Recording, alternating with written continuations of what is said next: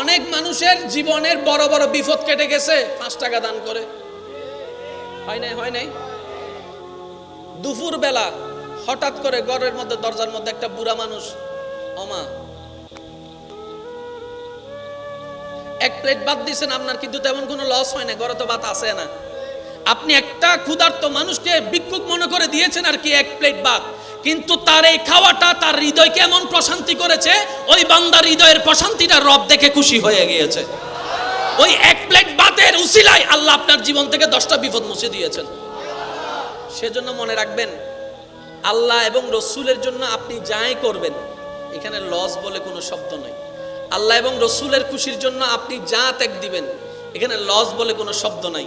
মনে রাখবেন আমার ইমানদার ভাই এবং বোনেরা, আল্লাহ এবং রসুলের জন্য আপনি যা ছাড়বেন তার চাইতে 10 গুণ কল্যাণকর বিষয় আল্লাহ আপনাকে দান করবেনই করবেন। বলেন না সুবহানাল্লাহ।